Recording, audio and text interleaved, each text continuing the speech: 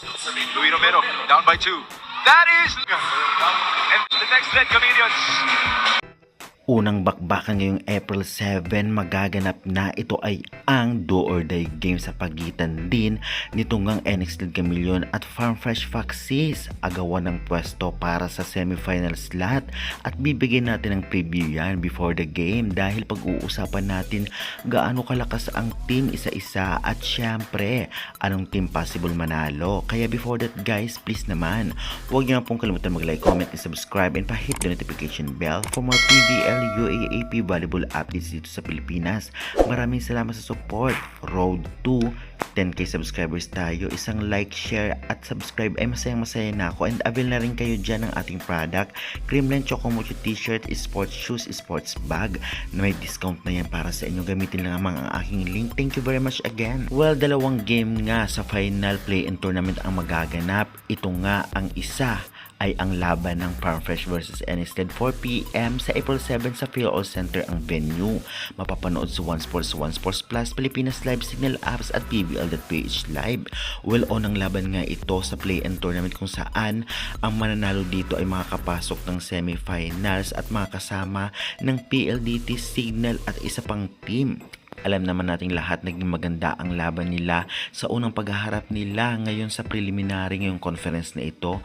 Ngunit nanalo dito ay ang NX Red na umabot sa 5th sets ang laban at talagang dikit ang scores kung hindi lamang nagka-error.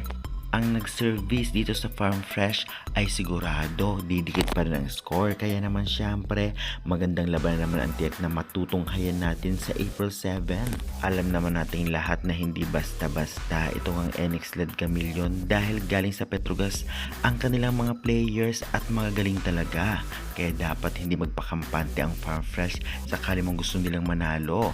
Ganun pa man, same din naman dito sa Farm Fresh Foxes dahil talagang magagaling din lahat ng players dito.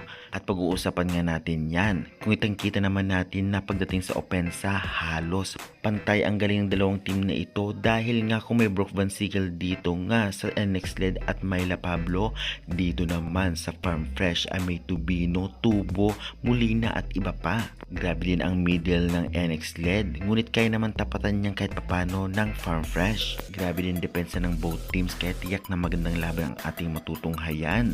Kaya guys, excited na ba kayo? Dahil kung ating bibigyan ng prediction anong team mananalo, 50-50 for me dahil syempre ibibigay nila ang best nila para makuha ang semifinal slot at hindi papayag at bibitawan basta-basta. Pareho mga galing ang mga players sa dalawang team nito at mga veterans kaya tiyak talagang bibigyan tayo ng magandang laban at hindi masayang ang ating panonood sa venue at pagbili ng ticket at syempre online. Kaya guys, sa tingin nyo lang naman anong team mananalo at makakapasok ng semis? Farm Fresh or NX Red? Pa-comment, pa-subscribe na lang for more valuable updates. Thank you!